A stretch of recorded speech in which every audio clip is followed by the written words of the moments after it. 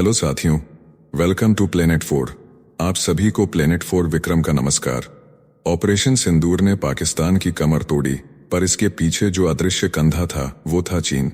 और अब भारत ने इस कंधे को भी तोड़ने की तैयारी शुरू कर दी है। चीन ने ऑपरेशन के दौरान पाकिस्तान को सिर्फ हथियार नहीं दिए, बल्कि खुफिया सैटेलाइट जानकारी से लेकर ड्रोन नेटवर्क तक का पूरा सपोर्ट दिया। और यही कारण है कि अब भारत ने चीन को भी सीधे टारगेट करना शुरू कर दिया है। पर कहानी यही खत्म नहीं होती। अमेरिका भी अब मैदान में कूद चुका है। अमेरिका ने भी चीन को चोर कहकर बड़ा बयान दे दिया है। मतलब अब भारत और अमेरिका दोनों मिलकर ड्रैगन की पूंछ दबाने वाले हैं। उधर चीन अब नई चाल चला है पाकिस्तान और तालिबान को एक करने की, ताकि भारत को इस पूरे अफगान पाक क्षेत्र से अलग थलग किया जा सके। मगर जो टीटीपी तालिबान चीन के प्रोजेक्ट्स पर ही बमबारी करता रहा है, अब उसका अफगान पार्टनर चीन का नया साथी बनेगा। हास्य की हद है। पर ड्रैगन की चालें सिर्फ चालें नहीं होती, ये रणनीतिक जाल होते हैं। अब जरा टर्की की कहानी सुनो, जिसने ऑपरेशन सिंदूर के समय पाकिस्तान का साथ दिया था। अब वही टर्की चीन के धोखे का शिकार बन चुका है। जानकारी मिल रही है कि चीन अब टर्की की जासूसी करवा रहा है, जिससे साफ हो गया है कि चीन का दोस्त कोई नहीं, सिर्फ उसका लालच ही उसका धर्म है। अब आते हैं सबसे बड़े खतरे पर। चीन पाकिस्तान को दे सकता है अपना स्टेल्थ फाइटर जेट, और इसी वजह से भारत पर दबाव बन रहा है कि वह जल्द से जल्द 5वीं पीढ़ी का लड़ाकू विमान खरीदे। विकल्प हैं रूस का Su-57 या अमेरिका का F-35। फैसला जल्द लेना होगा, क्योंकि खतरा अब दरवाजे तक आ चुका है। और खतरे की बात करें तो चीन ने एक नया ऐसा रडार विकसित कर लिया है जो भारत के रफाल और अमेरिका के F-35 को भी ट्रैक कर सकता है। मतलब अब हवा में अदृश्य रहने की ताकत भी खतरे में पड़ गई है। इधर कांग्रेस भी अब सवाल पूछ रही है। इतनी विदेश यात्राएं करने के बाद भी मोदी सरकार पाकिस्तान को रोक नहीं पाई। IMF से उसे लोन मिल गया और चीन लगातार उसकी पीठ थपथपा रहा है। फिर हमारी विदेश नीति की साख कहां है? आइए सभी खबरों को विस्तार से समझते हैं। भारत से करारी शिकस्त खाने के बाद पाकिस्तान अब चीन के दरवाजे पर गिरा पड़ा है। इस्लामाबाद की राजनीति के सबसे ताकतवर चेहरे और विदेश मंत्री इशाक डार भागते हुए बीजिंग पहुंचे और वहां अफगानिस्तान के तालिबानी विदेश मंत्री आमिर खान मुत्ताकी और चीन के सबसे ताकतवर चाणक्य वांग यी से मुलाकात की। इस मुलाकात ने एशिया की राजनीति में एक और विस्फोट कर दिया है। चीन की बेल्ट एंड रोड इनिशिएटिव यानी BRI के तहत अब CPEC को अफगानिस्तान तक ले जाने पर सहमति बन गई है।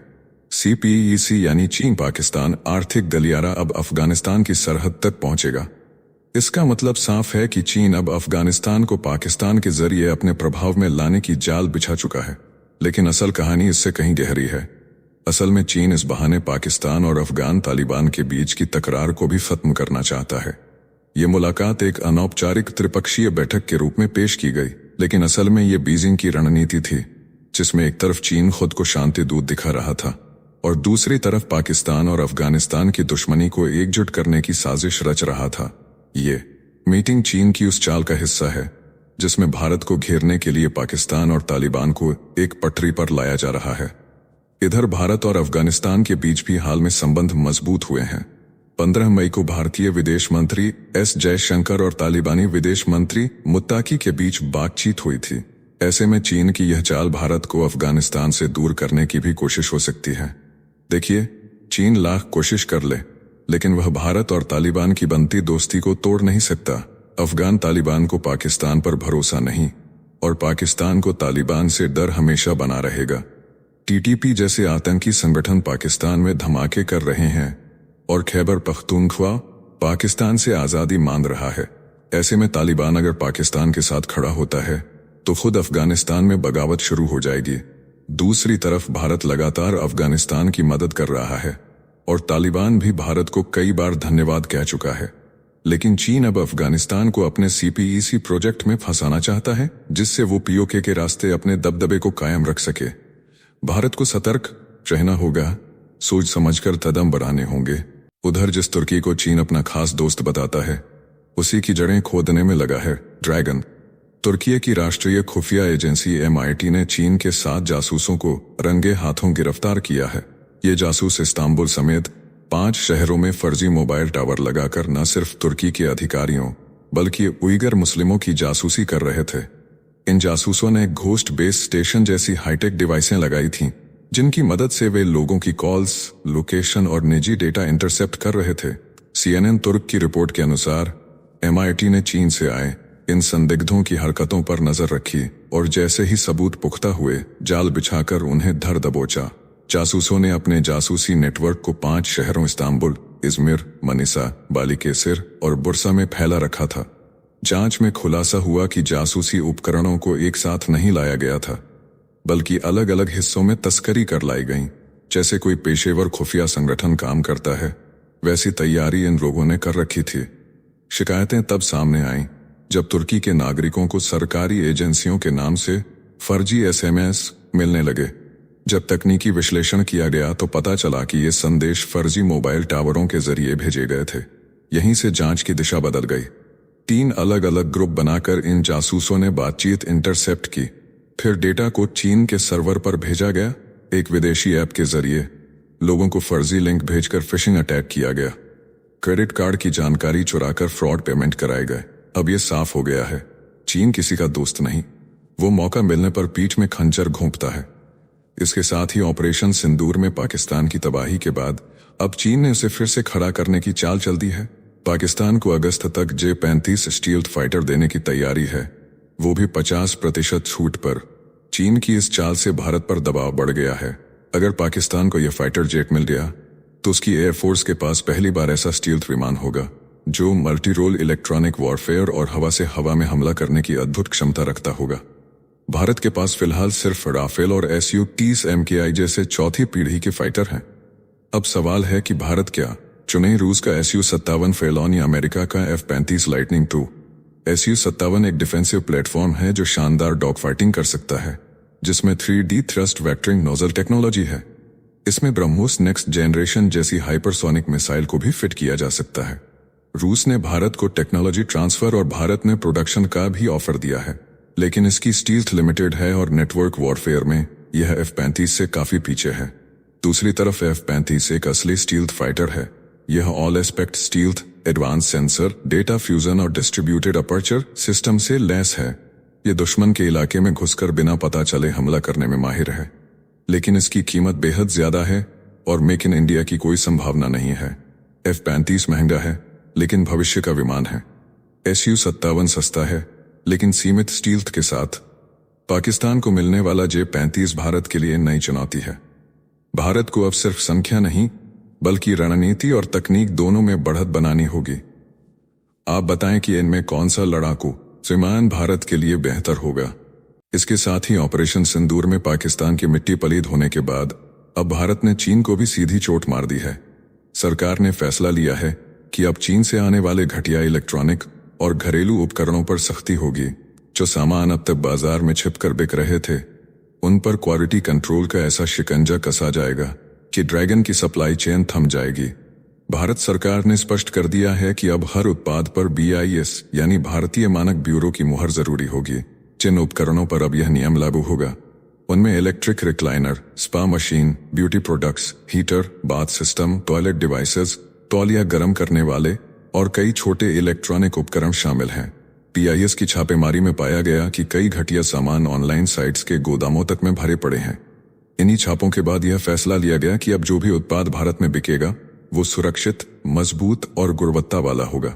सरकार ने आत्मनिर्भर भारत के अभियान को भी इसमें जोड़ते हुए घरेलू कंपनियों को बढ़ावा देने का प्लान तैयार कर लिया है। Mixer grinder, ceiling fan, geyser, induction चूल्हा, hair clipper, massager, foot warmer, toothbrush, shaver और इलेक्ट्रिक किचन उपकरण अब भारत में ही बनेंगे। देखिए, चीन LAC पर समझौता करके दुनिया को दिखाता है कि वह शांति चाहता है, लेकिन पीछे से पाकिस्तान को हथियार, खुफिया जानकारी और आतंकियों को सपोर्ट देकर भारत की सुरक्षा में सेंध लगाता है। यही उसकी असली चालबाजी है। अब सवाल यह है, क्या भारत को चीन का बहिष्कार पूरी ताकत से कर देना चाहिए या धीरे धीरे आगे बढ़ना चाहिए? उधर वाशिंगटन से आई इस खबर ने चीन के माथे पर शिकन डाल दी है। अमेरिकी विदेश मंत्री मार्को रूबियो ने 26 अरब अमेरिकी डॉलर के नए बजट का ऐलान करते हुए ड्रैगन की नीयत और नशे की नीयतियों को पूरी दुनिया के सामने उजागर कर दिया है। रूबियो ने साफ किया कि अब वो समय खत्म हो गया है जब चीन अमेरिकी तकनीक चुराता था, व्यापारिक नियमों का मखौल उड़ाता था और अमेरिका को फेंटेनाइल जैसे खतरनाक नशीले पदार्थों से पाट देता था। उन्होंने ऐलान किया कि अमेरिका अब विकास समर्थक टैरिफ के जरिए पूरी दुनिया में अपने व्यापारिक संबंधों को फिर से संतुलित करेगा। ने दोहराया कि अब वह युग समाप्त हो चुका है जब चीनी कम्युनिस्ट पार्टी को बढ़ावा मिलता था। इस बजट में 2.9 अरब अमेरिकी डॉलर का अमेरिका फर्स्ट अपॉर्चुनिटी फंड भी घोषित किया गया है, जिससे भारत और जॉर्डन जैसे साझेदार देशों को समर्थन मिलेगा और चीन के खतरे का जवाब दिया जाएगा। जैसे ही अमेरिका ने चीन को टेक्नोलॉजी, ट्रेड और डिप्लोमेसी के मैदान में धक्के देना शुरू किया, चीन की हालत पतली हो गई है। अब जो सबसे बड़ा सहारा उसे बचा है वो है भारतीय बाजार, और अगर भारत भी इस दरवाजे को बंद कर दे तो चीन की मैन्युफैक्चरिंग इंडस्ट्री का आधा दम टूट जाएगा, क्योंकि यूरोप पहले ही चीन को टिक टिक टाइम बम की तरह देख रहा है और अमेरिका उसे अंतर्राष्ट्रीय खतरा घोषित कर चुका है। यही वजह है कि अब चीन सफाई पर सफाई दे रहा है। हमने पाकिस्तान को कोई हथियार नहीं दिए, हमने कोई खुफिया जानकारी नहीं दी, हम भारत के अच्छे दोस्त हैं, क्योंकि अब उसे डर है कि भारत भी अगर अमेरिका जैसा रवैया अपना ले तो उसका आर्थिक इंजन बैठ जाएगा। उधर बीजिंग में 20 मई को हुआ एक धमाका, लेकिन यह धमाका बम का नहीं बल्कि चीन की तकनीकी ताकत का था। चीन ने पहली बार अपने advance military radar system JY-27V को दुनिया के सामने पेश किया। इस रडार को चीन की सरकारी company China electronics technology group corporation ने बनाया है।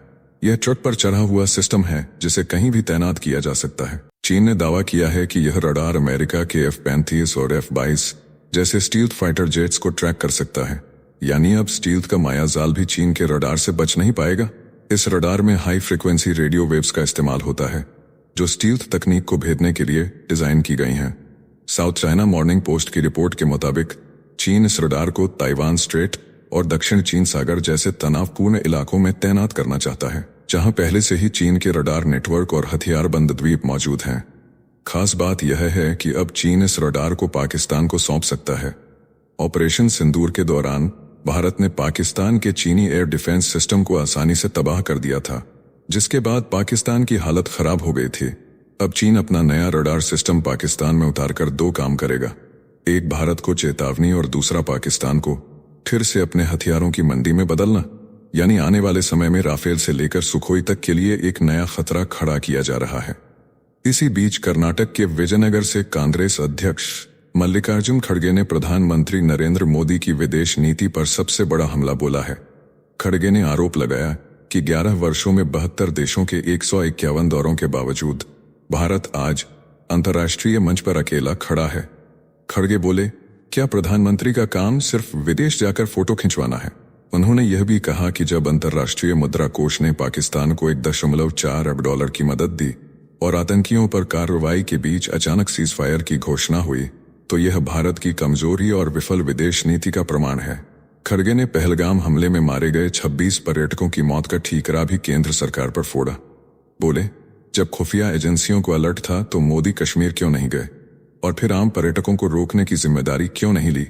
खड़गे ने यह भी दावा किया कि प्रधानमंत्री के जून 2023 के अमेरिका दौरे पर 22.89 करोड़ और सितंबर 2024 के अमेरिका दौरे पर 15.33 करोड़ रुपए खर्च हुए। कांग्रेस ने तो भाजपा को सिंदूर का सौदागर तक कह दिया। पवन खेरा ने आरोप लगाया कि ट्रंप दावा करते रहे कि उन्होंने युद्ध रुकवाया, भारत को धमकी दी और मोदी सरकार चुप रही। खड़गे ने सवाल पूछा कि विदेश मंत्री एस जयशंकर ने एयर स्ट्राइक से पहले पाकिस्तान को जानकारी क्यों दी? क्या इसी कारण भारत ने अपने विमान खोए? कांग्रेस कार्यसमिति की बैठक में ऑपरेशन सिंदूर को राजनीतिकरण का हथियार बनाने का आरोप लगाया गया। थरूर को लक्ष्मण रेखा पार करने की चेतावनी दी गई। देखिए, मोदी सरकार और विदेश मंत्री जयशंकर जी का प्रदर्शन अगर देखा जाए तो वाकई आत्मनिर्भर और आक्रामक विदेश नीति का प्रतीक बन चुका है। चाहे ऑपरेशन सिंदूर हो, आर्मेनिया डिफेंस डील हो या इजरायल ईरान मुद्दे पर संतुलित रुख, भारत ने साफ कर दिया है कि अब भारत दबेगा नहीं, दबाएगा। लेकिन चीन अब भारत के पड़ोसी देशों को दबाकर, कर्ज में फंसाकर धीरे धीरे भारत को घेरने की चाल चल रहा है। बांग्लादेश में शेख हसीना सरकार का हटना, पाकिस्तान अफगानिस्तान चीन की त्रिपक्षीय साजिश, नेपाल श्रीलंका मालदीव में चीन की बढ़ती दखलंदाजी, ये सभी संकेत हैं कि भारत को अपनी सीमाओं से लगे सभी देशों में अब मोड़ पर काम करना होगा। भारत अब सिर्फ क्षेत्रीय शक्ति नहीं बल्कि एक संभावित वैश्विक शक्ति है। पाकिस्तान पीछे छूट चुका है, अब असली लड़ाई ड्रैगन से है और उसकी पूंछ को कुचलना ही भारत की अगली रणनीति होनी चाहिए। इस वीडियो में फिलहाल इतना ही। जल्द मिलते हैं एक और नई अपडेट के साथ। जाने से पहले वीडियो को लाइक करके चैनल को सब्सक्राइब कर लें।